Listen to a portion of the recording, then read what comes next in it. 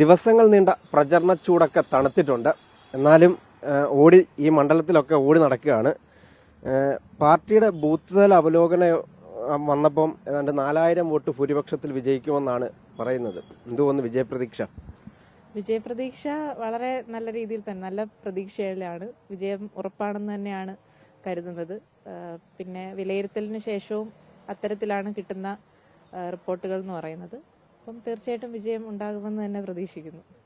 ഈ അവസാന നിമിഷം കുറച്ച് വിവാദ കാര്യങ്ങളൊക്കെ ഉണ്ടായിരുന്നു, അതൊക്കെ എങ്ങനെ പ്രതിഫലിച്ചു എന്നാ തോന്നുന്നത്? വിവാദങ്ങൾ വന്നിറങ്ങിയ ദിവസം തൊട്ട് തന്നെ വിവാദങ്ങളായിരുന്നു.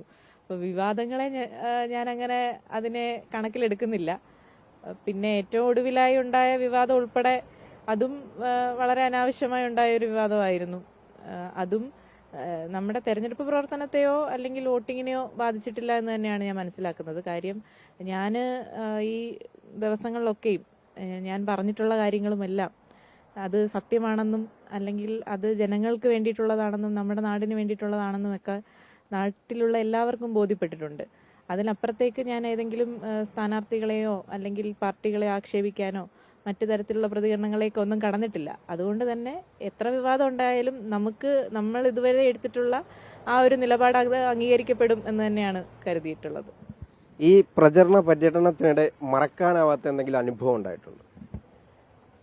പ്രചരണത്തിനിടെ എനിക്ക് തോന്നുന്നു സ്വീകരണ പരിപാടികളിലാണെന്ന് തോന്നുന്നു. സ്വീകരണ പരിപാടികളാണ് ഏറ്റവും കൂടുതൽ മറക്കാത്ത അനുഭവങ്ങൾ നൽകിയിട്ടുള്ളത്. പ്രത്യേകിച്ച് എല്ലാ വിഭാഗം ജനങ്ങളുടെ ഭാഗത്തു നിന്നും നല്ല പ്രതികരണമായിരുന്നു. എങ്കിൽ പോലും പ്രത്യേകിച്ച് സ്ത്രീകളുടെ ഭാഗത്തു നിന്നും, അമ്മമാരുടെ ഭാഗത്തു നിന്നും, കുട്ടികളുടെ ഭാഗത്തു നിന്നും വലിയ റെസ്പോൺസാണ് കിട്ടിയത്.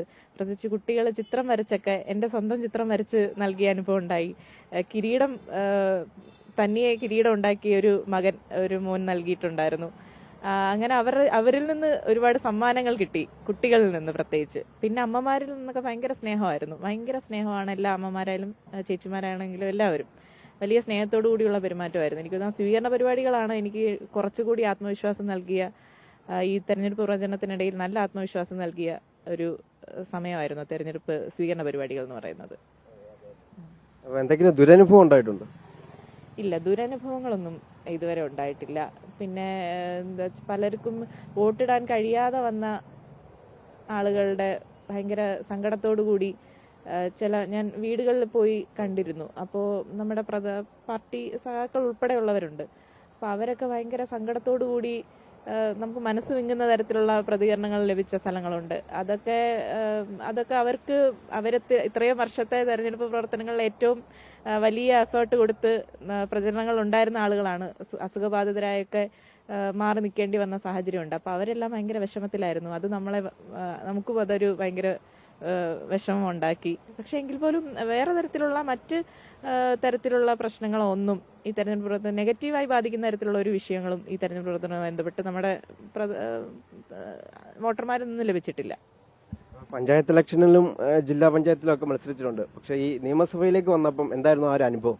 നിയമസഭ പ്രചരണത്തിന് ഈ പഞ്ചായത്തും തദ്ദേശ സ്വയംഭരണ സ്ഥാപനങ്ങളിലെ ഇലക്ഷൻ എന്ന് പറയുമ്പോൾ മറ്റൊരു അനുഭവം, ഇത് വേറിട്ടൊരു അനുഭവമായിട്ടാണ് എനിക്ക് തോന്നിയത്. കുറച്ചുകൂടി ഒന്നാമത് ദിവസങ്ങൾ ചുരുക്കമായിരുന്നു. അതുകൊണ്ട് തന്നെ കുറച്ചുകൂടി സമയം വലിയ രീതിയിൽ നമുക്ക് കിട്ടാത്തൊരു സാഹചര്യം ഉണ്ടായിരുന്നു. അതുകൊണ്ട് തന്നെ എല്ലായിടത്തും ഓടിയെത്തുക എന്നൊക്കെ പറയുന്ന വലിയ ഒരു ചലഞ്ചായിരുന്നു ഇവിടെ എന്ന് പറയുന്നത്. അപ്പം മറ്റേ തദ്ദേശ സ്ഥാപന തെരഞ്ഞെടുപ്പുകളിൽ അത്തരത്തിലൊരു പ്രശ്നം ഉണ്ടായിരുന്നില്ല. ഇത് സമയത്തിന്റെ കുറവാണെന്ന് തോന്നുന്നു ഇവിടെ വന്നപ്പോൾ വലിയൊരു മാറ്റം തോന്നിയത്. പിന്നെ നല്ല ഏരിയയും ഉണ്ട്.